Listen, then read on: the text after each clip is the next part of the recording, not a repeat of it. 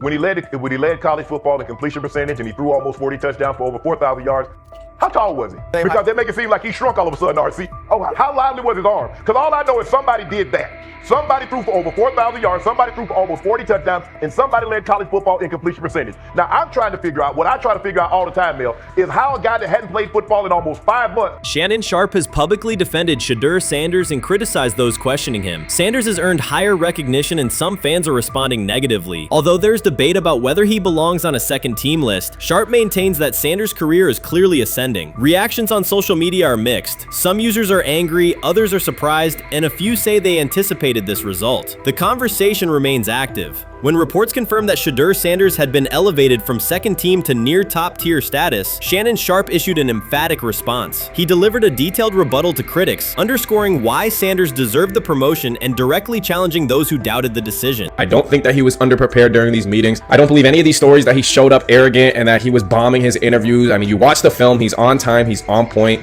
You watch his interviews, he answers like a 10-year NFL veteran. Like, he's clearly dominating OTAs. It's every single day there's a new report of how well he's doing for the Browns in OTAs. And I mean, you can say what you want, it's just OTAs. Okay, if that's your new narrative, then he's doing exactly what he needs to be doing. He's on point, he's on time, he's getting the respect of his teammates, and he's making plays. So we're gonna see years down the line, something's gonna come out that I don't know what exactly it was, but something will come out. Critics have been waiting for an opportunity to dismiss Sanders. They labeled him overrated, accused him of benefiting from nepotism, and claimed his profile came only from his last name and polished image. Within their own echo chamber, they cited every game in which he fell short of huge passing numbers as validation of their doubts. Since Sanders has begun receiving formal recognition, criticism has escalated. A wave of self-appointed analysts is dissecting his throwing mechanics and team role, and many online commentators now argue that his promotion reflects deeper problems within the sport. Shannon Sharpe rejected each criticism directed at Shedeur Sanders. During the broadcast, he turned a routine segment into a detailed examination, acting as presenter, interrogator, and fact-checker. Sharpe walked viewers through game film, season statistics, and scouting reports to show why Sanders merited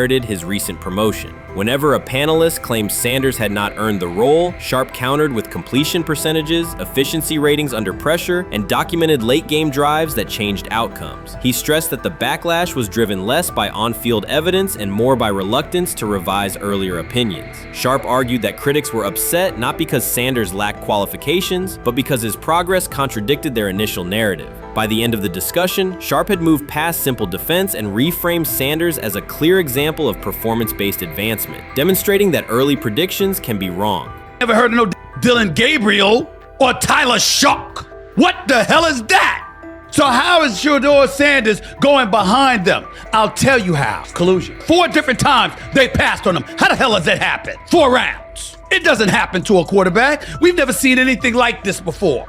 Shedeur Sanders with the watch. Shedeur Sanders with his bravado. Shedeur Sanders with this supposed arrogance or whatever. Shedeur Sanders' advancement did not happen by chance. While detractors questioned his resume online, he continued to prepare, attend every practice, and deliver accurate throws under pressure. The contrast between his output and the complaints directed at him has been stark. Some critics even argued the selection committee was, quote, biased toward performance, as if rewarding strong play were improper. Rumors quickly followed. Certain commentators speculated that a public relations push from the Sanders family must have influenced voters, suggesting everything from coordinated media strategies to alleged favors for coaches. None of these theories addresses the basic point. Sanders earned his promotion through consistent production, poise in the pocket, precise ball placement, and efficient decision-making. Shannon Sharpe highlighted these facts during his response. He noted that Sanders' performance metrics justify the recognition and emphasize that resistance to the move stems more from prior prejudice than from substantive evaluation. For Sharpe, the goal was clear: present the data, challenge unfounded claims, and correct the narrative. The discussion, therefore, became a broader statement about acknowledging merit and abandoning outdated assumption. Colin Cowherd defend college basketball coaches who have gotten a DUI, come to their defense and say they didn't need to be fired, that they deserve a second chance. But Shedeur Sanders drives 40 miles over the speed limit, gets a one-on-one ticket, and Colin Cowherd comes on his show today and says he's out on Shedeur Sanders. He's seen enough. He can't support him anymore. He can't be in the Shedeur Sanders camp. because of their speeding ticket. Shannon Sharpe addressed commentators who portray constant doubt as expertise. Those who discount strong performances with "we'll see" but declare bust after a single mistake. He noted their belief that progress only counts if an athlete visibly struggles. Sharpe's response was methodical rather than emotional. He presented evidence, cited statistics, and calmly refuted each claim. Following his remarks, several critics began revising or deleting earlier posts, recasting themselves as longtime supporters of Shedeur Sanders despite having questioned him for months. Sharpe insists on accountability, naming specific individuals and dates while requesting public acknowledgement of prior errors. He argues that analysts cannot spend months undermining a player's potential and then quietly adopt a supportive stance once the athlete succeeds. These are serious, big-time, top-of-the-line playmakers that they have. If you can go 45-42 in the fourth quarter because your quarterback set the school record with 510 yards passing. He was flawless. Shedeur is big time. I didn't know for sure, will it translate to the next level of competition? Yes, it might translate to the next level of competition as he can play. Critics who once claimed Shedeur Sanders was unprepared now hesitate to acknowledge their mistake. They resist retracting earlier comments and struggle to accept that an athlete can succeed without their approval. Sanders continues to share practice clips and game highlights without engaging the debate, while Shannon Sharpe documents every dismissive remark, ready to revisit them on national television. The disapproval did not slow Sanders. It underscored his progress and exposed the gap between perception and performance. As a result, the conversation has shifted. Analysts who doubted him now describe him as undervalued and publish detailed evaluations of his mechanics and game management, suggesting long-standing familiarity with his career. In a matter of weeks, critics have recast themselves as advocates, demonstrating how quickly opinion can change when consistent results leave little room for doubt. Shannon Sharpe signaled that his commentary is not over. He considers Sanders' advancement a positive outcome for every athlete who has been overlooked or criticized for having confidence. Sharpe stressed that analysts do not have the authority to determine who deserves recognition based on personal preference. The reaction to Sanders' promotion, he argued, revealed how quickly opinions can shift once results are undeniable. Sharpe pointed out that many vocal critics became quiet when confronted with objective performance data. This exchange, Sharpe insisted, reached beyond defending a single quarterback. It challenged the practice of dismissing achievements that do not fit familiar narratives. He reminded viewers that success does not require external approval and that consistent talent will surface despite online commentary intended to minimize it. While critics reconsider their positions, Sharpe remains steady, assigning credit to the athlete and allowing the scoreboard to confirm the argument. In his view, the statistics speak clearly enough. Sharpe also emphasized that the intensity of the backlash must be placed in context. College football is a volatile environment where unexpected outcomes are common. Therefore, declaring failure based on incomplete evidence only weakens the credibility of sports analysis. The discussion underscored the need for measured evaluation rather than reactive judgment. Dak Jackson and him and everybody else that we talked to have said that Shedeur looks good. He looks really good. Yes. He looks better. And we got Zach that say Dylan Gabriel ain't even an NFL quarterback.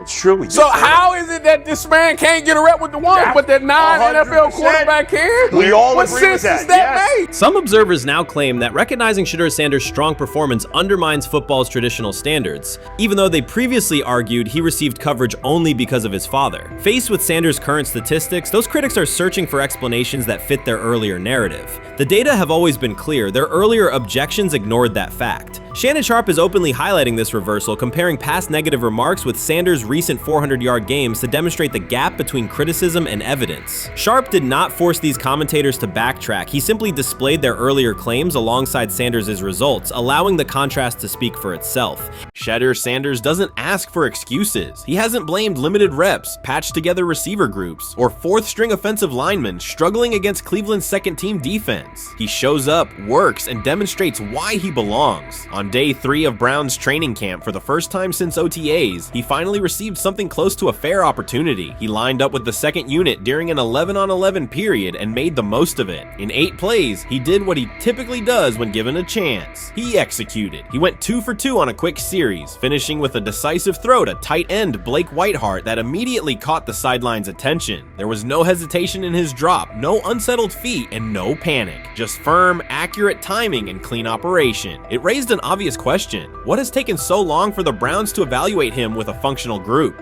The story isn't only about one throw, it's about the delay before it. Sanders has been the guy for most of his football life, commanding high school programs, starring in the Southwestern Athletic Conference at Jackson State, then operating under national attention at Colorado. For the first time, he's been told to wait. He has treated that reality as part of the job rather than a setback. He has prepared like a professional since the moment he arrived, and on the third day of camp in heavy heat, he let the football represent his case. While coverage focused on the veteran presence of Kenny Pickett and Joe Flacco, Sanders made an impression with minimal volume. The difference with the second team was immediate. Protection held up, routes were on schedule, and progressions unfolded as designed. Within that structure, he looked like the quarterback who led efficient offenses at Jackson State and Colorado. Calm in the pocket, decisive in his reads, and accurate to tight windows. This was not simply a good practice period, it was a clear statement. He was not just operating the script, he was directing it. The timing was sharp, the reads were clean, and the seam throw to Whiteheart was a high-level anticipation throw, professional in placement and pace. The narrative around Sanders should reflect that when he is placed in a workable situation, his strengths are visible. Early work with 4th unit personnel included protection issues and unreliable spacing. With the 2nd unit, those variables stabilized and his work looked consistent with his resume. The performance supported a straightforward conclusion. The evaluation should move forward with higher quality reps. Sanders has been explicit about his approach. He does not request special treatment. He intends to be prepared so that when an opportunity appears, he can step in without a drop-off. He has said he wants to be ready for anything and not offer explanations after the fact. That mindset fits what teammates and coaches have observed. A quarterback focused on the assignment, not the conversation around it.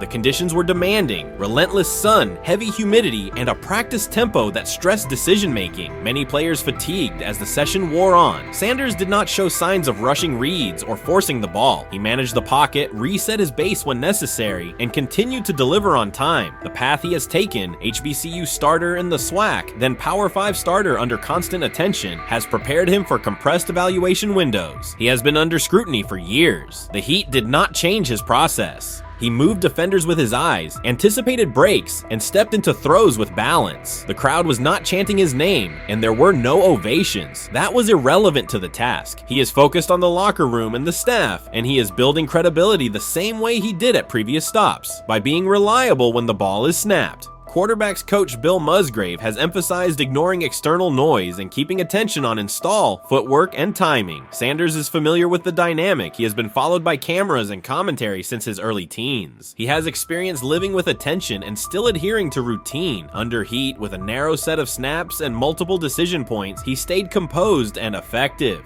2 speeding citations, 91 miles per hour in Brunswick and 101 miles per hour in Strongsville, became national items. General Manager Andrew Berry characterized the decisions as not smart and stressed that it's not only about driving fast, but about the safety of others. Sanders accepted responsibility, stated that he learned from the incidents, and said he would follow the rules. The attention to those citations did not alter his daily schedule or his practice preparation. He arrived early, stayed engaged, and kept the discussion centered on work. Away from the field, he spent time at Rainbow Terrace in Cleveland after a significant apartment fire, distributing supplies and checking on families affected by the incident. There was no formal media rollout around the visit. It was an instance of direct engagement with the community without publicity attached to it. That reflects the same approach he shows inside the building. Do the work first. Sanders treats each rep as if it might be his last for the day and his only chance to show a specific element on tape. He prepares for protections, cadence variations, route adjustments, and timing with a level of detail that compresses the learning curve. When he is not under center, he studies coverages from the sideline, charts plays, and reviews video before and after practice. He writes down the next day's calls so he can anticipate checks. He has referenced using virtual simulation tools to replicate snaps he does not receive physically. That is not a passive stance, it is an active attempt to reduce the distance between classroom and field. He is building relationships across the roster, not just with projected starters. He communicates with defensive backs to understand what they see and how they react to certain stems. He spends time with offensive linemen to align on cadence and protection calls. He connects with newer players away from the facility so that communication improves in practice. That is practical leadership, consistent, low visibility work that becomes obvious when the ball is snapped and the operation is smooth. 3 days into camp, a central question remains. Why hasn't he taken a first-team rep? Flacco has seen work. Pickett has seen work. Dillon Gabriel has been cycled in. Sanders has remained behind all three on the depth chart while producing efficient periods when provided stable support. Head coach Kevin Stefanski has not publicly detailed the plan for distributing first-team snaps among the quarterbacks. When asked, Sanders answered that it is not his place to comment on rotation decisions. That response aligns with his day-to-day conduct, respectful, professional, and centered on the next assignment. The staff is managing a room with a Super Bowl MVP, a former first-round pick, multiple rookies, and a new set of combinations on the offensive line. That creates a set of decisions about exposure, pacing, and evaluation windows. Within that context, Sanders has presented a clear case for additional evaluation. He has shown he can execute the offense as designed when the variables are standard. Musgrave has a long-standing connection with the Sanders family through his time as a teammate of Deion Sanders in San Francisco. That familiarity supports direct communication. It does not guarantee anything about the depth chart, but it does help streamline teaching, feedback, and expectation setting. Inside the defensive back room, veterans such as Denzel Ward have provided perspective on timing, leverage, and eye discipline that Sanders has incorporated into his preparation. He is operating without the immediate family structure that defined his college environment. Away from his brother Shiloh and his father Deion, he is managing his own housing, nutrition, recovery schedule, and all the smaller tasks that accompany an NFL routine. Those adjustments matter because they influence consistency across a long camp. He has treated those responsibilities as part of the job rather than distractions, which is reflected in a steady daily approach. What he showed on day 3 with the second unit was not a surprise to those who have tracked his prior work. It was a continuation of a profile: efficient sequencing, clear timing, and consistent ball placement when protections and routes hold up. The 8-play period was short, but it was enough to reinforce the point. He doesn't need a large sample to demonstrate baseline operation. He needs a fair sample to test ceiling and adaptability. There is also the matter of perception. Public attention concentrated on the speeding tickets and the general manager's response. Less attention fell on the preparation, the efficient period with the second team, or the community engagement at Rainbow Terrace. That imbalance is common in training camp narratives. Sanders has handled it by keeping his answers simple and his focus on football. He has not tried to redirect the conversation. He has done his work and waited for additional reps. The objective next step is straightforward: expand the evaluation with higher unit personnel and standard opponents. That does not require a complete reshuffling of the depth chart. It requires allocating a defined sequence of first-team snaps so that timing with starting receivers and protections with starting linemen can be measured on tape. The staff can then compare operation speed, accuracy under pressure, red zone decision-making, and 2-minute mechanics against the other quarterbacks. That is the most direct way to clarify the competition. None of this dismisses the experience or track records of the veterans in the room. It emphasizes that the purpose of camp is to test assumptions with current performance. Sanders has provided enough evidence with the second unit to justify a broader look. He has shown that the pace of his feet matches the pace of his eyes, that he can hold safeties with his shoulders, and that he can drive intermediate throws without float. He has also shown discipline to take the clean completion rather than force the vertical shot when leverage dictates otherwise. Every day, he has addressed the controllable items: meetings, note-taking, install recall, cadence management, and post-practice review. He has not asked for public guarantees. He has asked for an opportunity to compete on comparable terms. The 8-play sequence with the second unit was a small but clear example of what he can do when those terms exist. The staff's communications have been measured. Stefanski has not laid out a schedule for first-team rotations publicly. Barry addressed the speeding incidents directly and emphasized standards for decision-making off the field. Sanders accepted the criticism, adjusted his behavior, and moved forward. Those are the relevant facts. What remains is a football evaluation that can only be completed by giving him snaps with the top group and measuring the results. If that evaluation occurs and he performs at the level he showed with the second unit, the conversation will shift from potential to placement. If it does not occur, the question will persist through camp. Why not test the full picture? Sanders has built a case based on preparation, poise, and execution. He has demonstrated leadership by building relationships across the roster. He has shown maturity in handling external issues directly and moving on. He has given the staff reasons on the field and in the building to continue the process.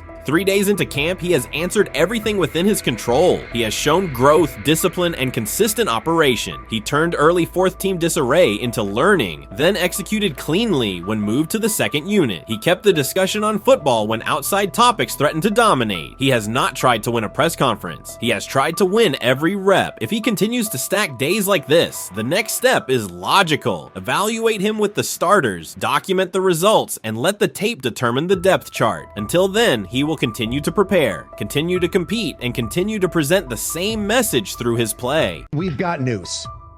Got news. About my Cleveland Browns. We've got an oblique problem. Obliques are big deals, especially when it's your quarterback. Now, he might be fourth on the depth chart, but he was number one in the preseason game last week, and he did a great job. 138 yards, 2 touchdowns. Shedeur Sanders has an oblique injury. That is not good. I do not like this. I hate this because I want to see more reps for Shedeur Sanders. Shedeur Sanders, a projected breakout this season, has been sidelined unexpectedly. The Browns coaching staff confirmed an oblique injury significant enough to keep him out of all activity. No reps, no drills, no warm-ups. Concerns are rising about how this may affect his momentum and force adjustments to the team's plan. The focus now is his recovery timeline, the impact on his development, and the next steps for the quarterback depth chart. Browns rookie quarterback Shedeur Sanders injured his oblique during practice today, putting his status in doubt for Saturday's preseason game against the Eagles. He's the latest quarterback on Cleveland's roster who has dealt with a health issue, joining fellow rookie Dillon Gabriel and Kenny Pickett.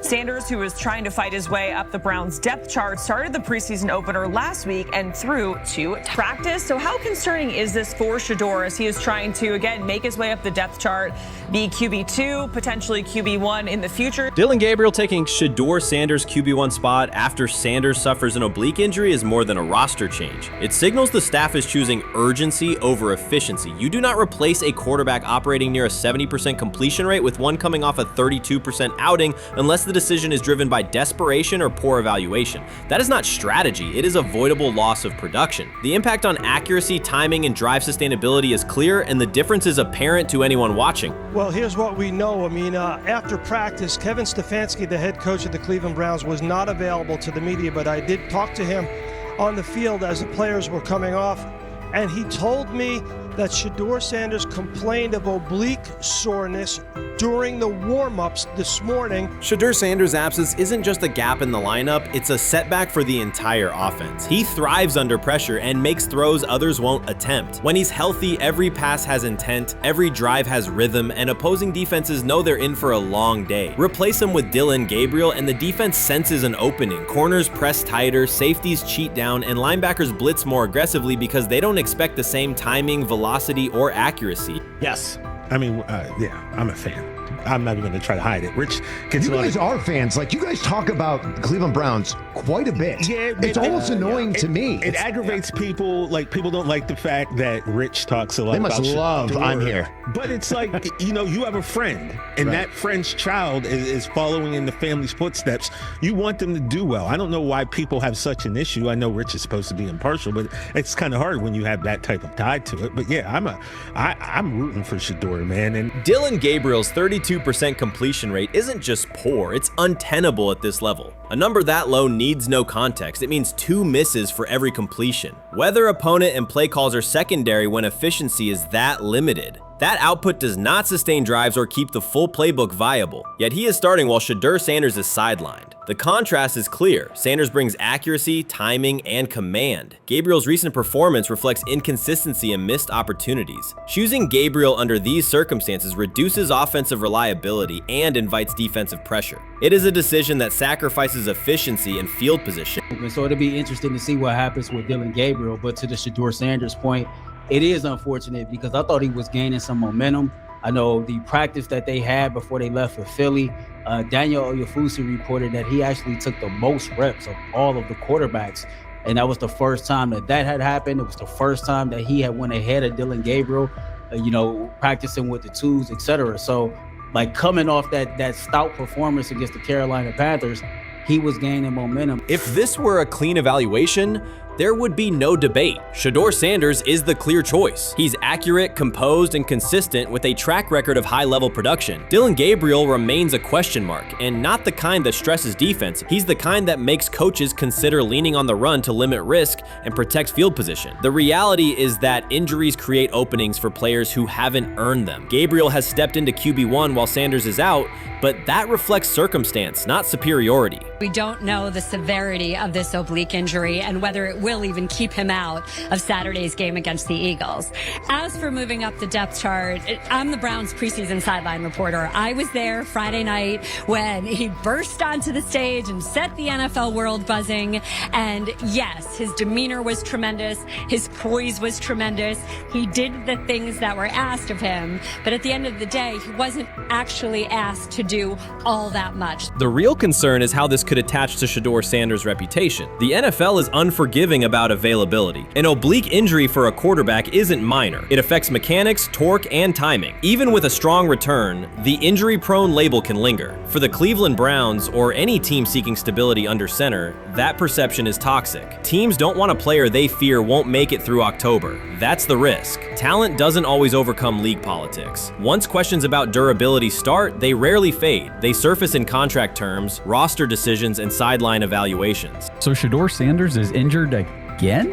If you were following along on social media today for the Browns' first joint practice in Philadelphia against the Eagles, wow, you were in for a tumultuous ride. I mean, all the reporters, both Browns and Eagles reporters, were pretty much flabbergasted at the fact that Shedeur Sanders was taking 0 team reps during the day, and even Tyler Huntley was getting team reps instead of Shedeur. And then it came out, obviously, everybody's speculating. There's people calling for Kevin's jobs, and before I go any further, I don't blame anybody, ever. Meanwhile, Dillon Gabriel's numbers should be sidelining him, not elevating him. A 32% completion rate isn't a dip, it's a warning sign that points to issues with field vision, timing, and receiver cohesion. That's the quarterback taking snaps while Shedeur Sanders is out. Put their work side by side and the gap is obvious. Sanders shows consistent placement, timing, and footwork that reflect high-level execution. Gabriel's recent output introduces variability that shrinks the call sheet and stalls drives. You can't claim the priority is winning while starting a quarterback who isn't reliably delivering routine completions. Fans recognize it, receivers lose confidence and tempo when targets are off, the offensive line's urgency fades when protection doesn't translate into productive throws, team belief in the quarterback is fragile, and once it erodes, a season can come apart quickly. We could be looking at, 3/4 of Snoop and maybe 1/4 of Dillon Gabriel. Not really exciting for the fans. Of course, it would be nice to see what Dillon looks like. Did spend third-round capital on him. If you're Dillon Gabriel and you're a rookie, is not you want to get healed. You want the reps. You want to take these reps. So what do you do to prepare yourself and get ready? Because, man, when rookies get injured, it's like these reps are so valuable. Yeah, sets them back a lot. We do have some video here. Mike Garafolo had some video of Jalen Hurts kind of helping Shedeur use his cart to get off the field here. Shedeur Sanders changes the entire equation. His presence under center keeps defenses honest, keeps teammates engaged, and expands the coaching staff's options. You can call vertical shots, open the playbook, and control the game's tempo. Dillon Gabriel limits that. With him, the playbook narrows, drives stall, and the defense ends up on the field too long trying to compensate. The Cleveland Browns are not in a position to gamble at quarterback. This is a franchise with a difficult history at the position. With Gabriel, the issues are visible from the stands. A 32% completion rate won't jump to 60% with a few extra reps. If anything, it will decline as defenses present looks they would not risk against Shedeur. And that's the core issue. Shedeur Sanders at 80% is still a better quarterback than Dillon Gabriel at his best. That isn't exaggeration, it's the numbers. If Sanders is a 70% passer when healthy, even a drop to 60% keeps him well ahead of where Gabriel is now. Yet the team is rolling with the quarterback who isn't delivering routine completions. Every week Sanders is out, his hold on QB1 loosens. That's the hard truth. The longer Gabriel stays in the role, the more coaches cite continuity and chemistry to cover what's happening on the field. Every throw and every drive has to be a statement, not just to win, but to erase any notion that Gabriel is a legitimate alternative. In the NFL, QB1 isn't handed back because you used to be the best option. You have to take it. Started off with some positive news for Shedeur, and then it kind of just went left real quick. Shedeur got the news early on that if Dillon Gabriel couldn't go, he would get his second straight start in the Saturday preseason game against the Philadelphia Eagles, and then he went on to injure his oblique. For the fans who don't know exactly what part of the body the oblique is at and what that injury is and how it can impact the quarterback, can you explain to them what is an oblique injury?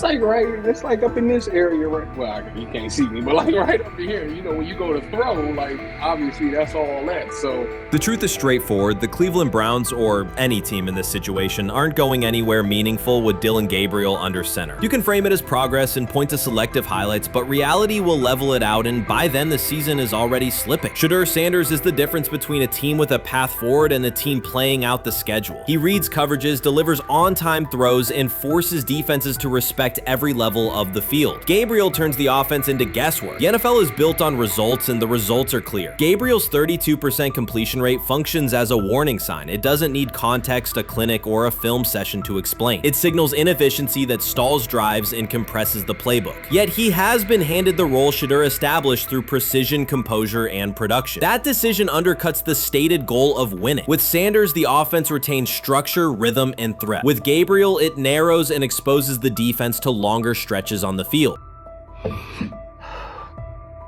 I'm about to unleash about Shedeur Sanders. I just watched what happened to Shedeur Sanders in the Cleveland Browns' third and final preseason game.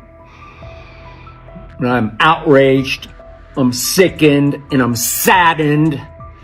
By the way, Shedeur continues to be treated in the National Football League now by those sorry-ass Browns and sorry-ass Kevin Stefanski. The Cleveland Browns are once again mishandling a promising quarterback. Skip Bayless criticized the organization for failing to develop Shedeur Sanders and for misusing his skill set. He argued that the team's decisions are undermining Sanders' progress and turning a major investment into a cautionary example. Bayless pointed to inconsistent usage, questionable play calling, and a lack of clear direction as key issues limiting Sanders. He said the Browns need a defined development plan and stronger support if they expect Sanders to succeed. Skip Bayless delivered a direct, critical assessment this week. After seeing Shedeur Sanders in a Browns uniform, he argued that Cleveland is mishandling the quarterback and undermining his development. Bayless said the team's approach shows poor planning and inadequate support around Sanders. He dismissed excuses about strategy and emphasized the need for better coaching,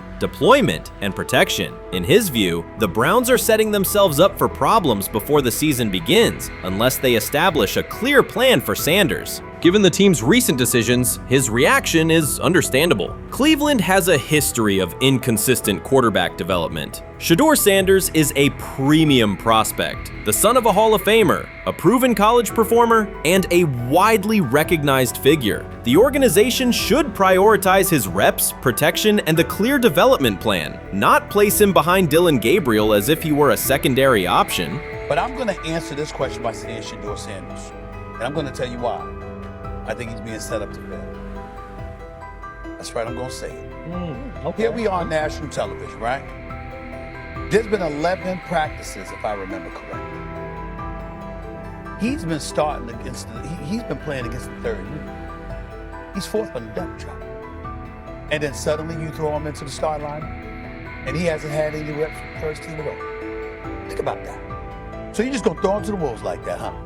I mean, you know, if he had first team snaps in practice. Yet here we are. Cleveland has one of the most publicized prospects and is handling him like a depth piece. The broader issue is the franchise's long record of quarterback instability and inconsistent development. That history colors every move they make. When the Browns draft a quarterback, fans don't anticipate a long-term answer. They brace for another reset. Shedeur Sanders should be treated as a priority, not as an afterthought behind Dillon Gabriel. Let's give him a chance. Let's give him a chance with the play calling. You know you have an offensive line that isn't playing that well. So what do? Why not just play the short game so he can get the ball out of his hands very fast to run a competent goddamn offense? Outside of that, Shedeur has to be better in understanding that the offensive line that you're working with right now is not adequate. Why not allow the players that are competing for a job in this instance, Shedeur Sanders, to finish off the 2-minute drill. When Browns fans see another quarterback selected, they brace for another setback. The franchise's recent history, from Johnny Manziel's failed stint to the rocky handling of Baker Mayfield, reflects inconsistent development and short-term decision-making. Against that backdrop, Skip Bayless's reaction to Shedeur Sanders on Cleveland's roster was blunt. He argued the team is already mishandling a premium prospect by treating him as a secondary option instead of a centerpiece for the future. Bayless's position is straightforward. Sanders is not just a name, he brings proven college production, leadership traits, and significant visibility that can strengthen both the offense and the organization's broader profile. Burying him on the depth chart behind Dillon Gabriel signals a lack of a clear development plan and wastes early momentum. Instead, Bayless contends, Cleveland should establish a defined pathway. First-team practice reps, protection and personnel tailored to his strengths, deliberate play calling that accelerates processing, and measured in-game opportunities that build confidence and execution. In his view, the Browns need alignment from the front office to the coaching staff to prioritize Sanders' growth. Continuing to treat him like a depth piece risks repeating the same cycle that has undermined previous quarterbacks. Committing to a coherent plan gives Sanders and the franchise a realistic chance to convert potential into sustained performance. Rich Eisen addressed the Armchair analysts and online critics head-on. Shedeur Sanders just received his opportunity, and the backlash arrived immediately. Eisen responded with a clear, point-by-point case explaining why the criticism misses the mark. If you thought Shedeur's rise was rapid, Eisen's analysis puts it in proper context. Here's what he laid out on air. Already speaking in Cleveland high schools. Weekend after, flying out immediately to get to work. But his character's terrible, right? You know, and listen, oh, he interviewed bad, you know. According to who? The New York Giants? No offense, Bert. The same New York Giants that gave Daniel Jones a huge contract and let Saquon Barkley out the door. That's the intel we're trusting here? That was for him to celebrate. He just made, I mean, look, he put in work in college. He had the privilege of being coached by his father. Which we all would love and do. Turned around not one, but two programs in college football. And then literally for any athlete, being drafted at the highest level is a success story in itself. Rich Eisen delivered a direct response to the critics. He addressed the online claims reducing Shedeur Sanders to Deion Sanders' son instead of evaluating him as a quarterback on merit. Eisen challenged those assumptions and refocused the discussion on performance, preparation, and opportunity. Say Kenny Pickett had strained his hamstring. Shedeur, they say his first day in pass, 9 for 9, 2 touchdowns, no interceptions. They were just hating on this young guy. Within minutes, Rich Eisen delivered a structured breakdown, addressing each claim with evidence and dismantling weak narratives through clear analysis. He replaced speculation with data and kept the focus on what matters: decision-making, accuracy, leadership, preparation, and game management. The reality is simple. Shedeur Sanders was not given this opportunity. He earned it through performance and consistency against real competition. He accepted the role, met the standard, and handled the moment with professionalism and urgency. No shortcuts, no favors, just results and readiness. Eisen's point was direct. Evaluate Shedeur on his work, not assumptions, and acknowledge that he has justified the opportunity on the field. I've done it at 2 locations already, so it's simple. So that's why when people say I'm not, you know, one of the top quarterbacks or the top quarterback, is what are y'all going based off of? Because I did it year after year after year, and you see the progression. So it's like, obviously it got to be some type of external hate that you have for the family, for the last name, for anything, because I know I proved myself. While many were still debating whether he was NFL ready, Shedeur Sanders stepped onto the practice field and operated like a clear QB1, setting protections, controlling tempo, and executing the plan. The narrative that he is just flash, media attention, or his father's influence does not hold up against his work in installs, progressions, and situational drills. What he showed was composure, efficiency, and command of the offense. He processed quickly, protected the football, and delivered on-time throws, demonstrating preparation and control. I'm a firm believer. If I wanted Shedeur Sanders at 2, at worst at 33, of course I already think that he's better than other quarterbacks. Because that's the type of talent, that's where I would have picked him at. And if he was at 2 or 33, and he still had this same exact skill set, we would be talking about him starting and playing. Right. Well, there'd only be 3 quarterbacks. It'd be 3 quarterbacks, not 4. Not 4, yeah. But since he moved to the 5th round, that's cool. They might have to go along with it. But to me, I think if you ask who got the best tools, I'm going with Shedeur Sanders. From the first day of camp, he was not there to get by. He arrived to lead. There was no hesitation in installs, no lapses in fundamentals, just precise timing, clean footwork, and consistent velocity to every level of the field. He managed protections, controlled cadence, and delivered in situational work, showing command rather than learning on the fly. The approach was efficient and disciplined, with attention to detail and progressions and ball placement that reflected preparation, not improvisation. At the same time, Rich Eisen addressed the narrative directly and backed it with evidence. He laid out clips, context, and performance markers to cut through speculation. Eisen emphasized that Shedeur Sanders did not step into this moment because of publicity. He built toward it through sustained work, resilience, and results. The background, media readiness, high football IQ, and a professional approach was developed over years, not days, and it translated to immediate operational control of the offense. The resistance came from familiar places. Some in the traditional guard still frame mobile quarterbacks as limited and expected the nepotism label to define him. That view did not hold up against what was on the field. Composure under pressure, secure decision-making, accurate throws into tight windows, and consistent execution in red zone and 2-minute sequences. Eisen's point was clear. Evaluate Shedeur Sanders on performance and readiness. The evidence shows he earned the opportunity and is meeting the standard with accountability and consistency. Yeah, teams didn't draft him because they didn't think he was first-round talent. And the quote we played and that's on the screen, I think is flatly wrong. We all know this shouldn't have happened. Yes, it should have. It should have happened because this wasn't. Now, again, teams can be wrong. The league as a whole can be wrong.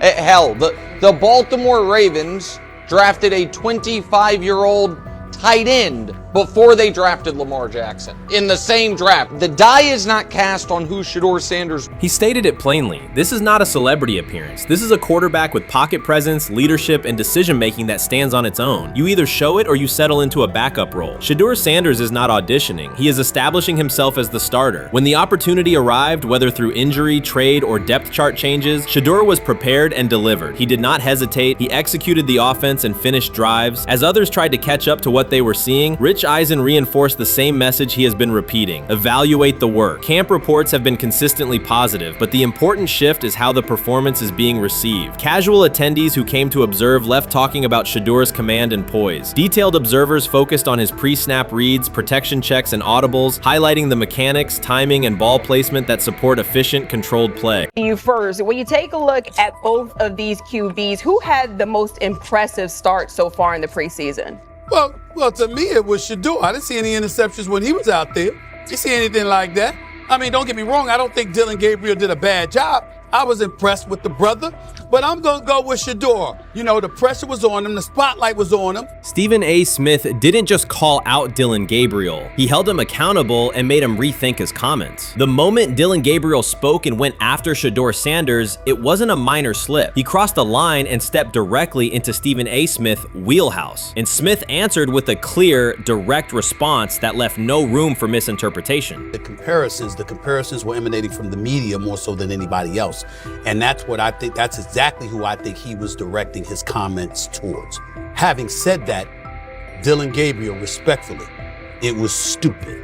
A very dumb comment to make. First of all, let me tell you something right now. In every walk of life, far beyond the parameters of a football field. This wasn't casual sports commentary, it was a decisive critique. Dillon Gabriel's comments were taken apart by Stephen A. Smith with clear, direct points. Gabriel, a quarterback with solid stats but limited top-level achievements, chose to take a public shot at Shedeur Sanders. Shedeur, who has handled sustained media scrutiny and on-field expectations, became the target of an unnecessary criticism. Smith responded by challenging Gabriel's standing to make that claim, and by defending Sanders on the facts. The outcome was clear. Gabriel overreached, and Sanders didn't deserve the hit. Dan Orlovsky would sit up here in comparison to Shedeur Sanders, who did no such thing, and say, hey, thought he looked better. I got to give him the edge here. I thought it wasn't bad. A pick six and a fumble, and we can get over fumbles. Have you heard anybody say that? I know it's possible. Have you heard anybody say, get over? Stephen A. Smith responded immediately. As soon as Dillon Gabriel made his comments about Shedeur Sanders, Smith delivered a clear, point-by-point critique that drew national attention across the NCAA media cycle. Dillon Gabriel has a reputation as a good quarterback, not a dominant one. He can post strong numbers against opponents like Tulsa, but his performance has been inconsistent when the stakes and competition rise to playoff level. Well, those who produce get treated differently than those who don't. What he said echoes the mentality of all of America practically, and most certainly the world, as we see things being globalized more and more every day. It was a stupid, idiotic, immature comment, because clearly you were feeling the heat because a lot of people was talking about how Shedeur should be QB. Dillon Gabriel is a capable quarterback, but not a standout. Even so, he chose to talk down to Shedeur Sanders, a quarterback who has navigated constant scrutiny and pressure and still represents the future of a program that was struggling before he arrived. The comparison was weak. The criticism was unnecessary. Stephen A. Smith recognized that and dismantled Gabriel's argument with a clear, direct response. How the Browns react to this, how the locker room reacts to this, how Shedeur reacts to this, because it was a clear shot at Shedeur. But let's say Dillon Gabriel's talking about the media. How could you be a brand new quarterback in the NFL and the first time you get behind a mic after your first game, you throw the media under the bus? That's arrogance. Stephen A. Smith excels in moments like this. When Dillon Gabriel made his remarks about Shedeur Sanders, Smith responded with a focused, direct critique. He questioned Gabriel's standing to make that claim, noting that Gabriel has transferred between programs and has not been a Heisman finalist. Without theatrics, Smith laid out why Gabriel's resume doesn't justify taking public shots at Sanders. Smith's point was clear. Targeting Shedeur Sanders, a quarterback central to his program's future and consistently under intense scrutiny, was misplaced. Gabriel's criticism lacked the substance to support it, and Smith methodically showed why. To him today on his 42nd. I want you to be meaner. Birthday. That's number one. Number two, after the game, the Browns head coach Kevin Stefanski said there was a mix-up in the routes and that players were in the area that they shouldn't have been. Look at Stephen A's face. Look at Stephen A's face.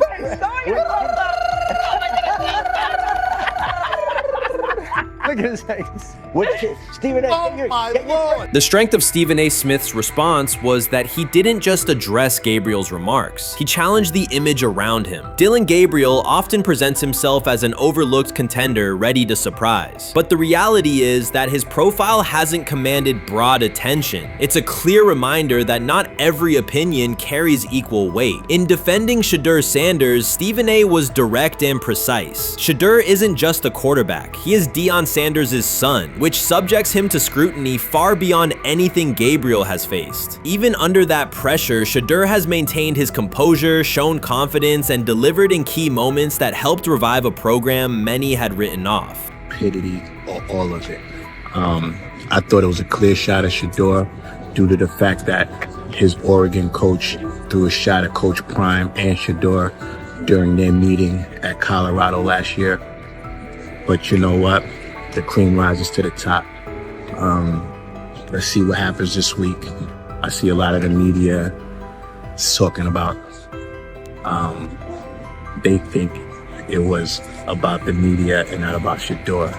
And I think that's a chess move. For Dillon Gabriel to take shots at Shedeur Sanders was a miscalculation. Stephen A. Smith made the mismatch clear. Gabriel's attempt to shame Sanders was unnecessary and counterproductive. You don't target Deion Sanders' son when Deion has turned Colorado into primetime television. It underscored that Dillon Gabriel has often played with a chip on his shoulder because the spotlight hasn't followed him. He has been around long enough to compile numbers but not to earn broad respect. That's why going after Shedeur was misguided. Sanders, despite ups and downs, drives headlines. Gabriel's most notable headlines have been his transfers. Stephen A. Smith pressed that point without hesitation, challenging Gabriel's standing and leaving his argument looking like a forced throw that turns into a pick six. You know what? Still needs to thank me a little bit more for that restaurant I treated him and his family to, because it was big time, and stop embarrassing me by going places and trying to use coupons. That's how pathetic he is. The point is that a pick six and a fumble is usually considered a bad day. Stephen A. Smith didn't need to raise his voice to make the point. He presented Dillon Gabriel as a player whose talk outpaces his resume and defended Shedeur Sanders with clear comparisons. That's why he called Gabriel out so directly. The comparison wasn't just unfair, it was forced. Now look at Gabriel's record. The numbers are solid and he can win against average defenses, but the resume lacks defining markers. There's no sustained Heisman contention, no late season surge that reshaped the national picture, and no postseason moment that cements a legacy. The track record reflects steady production, not top-tier impact. That's the gap Smith underscored. Gabriel's criticism of Shedeur Sanders wasn't supported by what he has accomplished, while Sanders continues to carry a program under constant scrutiny. Let's see someone who step up and make some plays out there. Ain't no way. Gabriel Ain't no way. He not built like that. No way. And this one is picked off and going back the other way. Oh my God, why did he stop playing? Now it's a foot race. And that is that. They told me bust out my AP. Perfect timing. H-shot, we about to get legendary. Shedeur star the next game, baby. Shout out Dillon though, you know what I'm saying? Bro, I love you, my heart. What am I bigger than cheese, bro? You know what I'm saying? But Shedeur got it. Shedeur Sanders is a national brand who draws viewers for both performance and result. Dillon Gabriel's attempt to diminish him read as resentment. And Stephen A. Smith called out the insecurity and lack of awareness directly. Colorado under Deion Sanders is prime time, and Shedeur sits at the center of that spotlight. If Gabriel expected the sports world to agree while he took a shot at Shedeur, he misread the moment. Smith dismantled the argument and questioned the credibility behind it. Gabriel will move on. He'll keep playing, give interviews, and have fans, but this exchange will trail his media profile as a reminder of a misstep. It's a clear example of a resume that doesn't justify taking public aim at a quarterback carrying that level of scrutiny and responsibility. For the Cleveland Browns preseason game today is that the way that some white folks watched Shedeur Sanders last week is the way that some black folks were watching Dillon Gabriel today. And it's not Dillon Gabriel for Dillon Gabriel's sake. Most folks don't have a problem with Dillon Gabriel. It's what he represents, which is the disrespect of a black person for no other apparent reason than they are a confident black person. Dillon Gabriel thought he was aiming up. Instead, he was placed back among quarterbacks who are good but not great. Stephen A. Smith made the central point. Dillon Gabriel doesn't shape the conversation. Sports are about narrative as much as numbers, and Gabriel's story doesn't move the culture, while Shedeur Sanders does. Smith highlighted that contrast clearly. By the end, Gabriel's credibility had taken a measurable hit. The critique was decisive and sent a broader message to any player considering public shots at Shedeur Sanders. If you step into that debate, you will be held to a higher standard and your resume will be tested. Dillon Gabriel learned that the hard way. Honestly, guys notice it more when you're out winning games, right? If Cleveland starts off in a bad start, they're not doing well, and all of a sudden Shedeur or Dillon Gabriel are doing well in 7-on-7, they're throwing dimes. In practice drills, the number one defense can't stop them. People take notice of that, and the more that the players see it, they're gonna then the comments start happening over the lunch table. They start happening throughout the building, and that's when the pressure really will get severe. The Cleveland Browns were focused on resolving their quarterback situation until Jason Kelce made pointed comments that triggered a strong reaction from ownership. The response inside the organization was immediate and intense. What exactly did Kelce say that has the dog pound on edge and the front office under pressure? We've seen that miserable game by the Cleveland Browns. So they throw Joe Flacco in there, and I like Joe Flacco. He did good, but they gave him the resource of all the first team guys. Then they throw Dillon Gabriel in there with first teams and second teams. So Dillon always is getting protected. The same thing again, they gave this scrub max protection on every play. Yeah, he completed some passes, but let's talk about his mistakes. He's still inconsistent with his throws, but he at least had max protection. The Cleveland Browns continue to be defined by inconsistency and avoidable setbacks. Even as fans hoped the organization had turned a corner, Jason Kelce, fresh off retirement, offered a direct critique that reignited doubts about the team's direction. His remarks implied the franchise's structure and decision-making remain unstable and recent progress may not hold. The takeaway for leadership is straightforward. Identify core issues, align on a coherent plan, and execute with discipline. For supporters, it's another sign that the problems run deeper than a single season. They throw Shedeur Sanders in there with the lowest cab drivers you couldn't even get on 5th Street. And I'm pissed off, bro, because the play calling was abysmal. Look, even if you don't like Shedeur didn't even get a chance to be trash. Even if you think Shedeur is garbage, he didn't even get a chance to be garbage. That's how awful the offensive line was. Kevin Stefanski still doesn't want to give Shedeur second strings and first strings reps. Why is that? Browns ownership's response shifted from measured to urgent. The pattern is familiar in Cleveland. The team once treated Johnny Manziel as a franchise solution, retained Hugh Jackson for a second year despite results, and invested heavily in Deshaun Watson through a costly trade and contract. These decisions reflect aggressive but poorly aligned planning. The outcome has been continued instability instead of sustained progress. That this was the guy that they wanted to start. He's seasoned, he's experienced, he still has a big-time arm, even at his age, and they open with the Cincinnati Bengals. They wanted that experienced guy. He was always going to be the guy. They were not going to start Dillon Gabriel or Shedeur Sanders in week 1. Kenny Pickett had a hamstring injury. It makes it easy to go with Joe Flacco. And the question isn't and wasn't going to be who's the starter in Cleveland. The question is, who's going to be the backup in Cleveland? Who's going to be the number 2 quarterback when they open the season against these Bengals? Fans still show up season after season, expecting improvement and bracing for setbacks. The usual pattern has been early optimism followed by a gradual collapse. But last season was different. For a sustained stretch, the Browns looked organized and competitive, resembling a functioning team. Couple days, 3 days until roster cutdowns. How do you feel about that? Do you feel like you belong here on this team?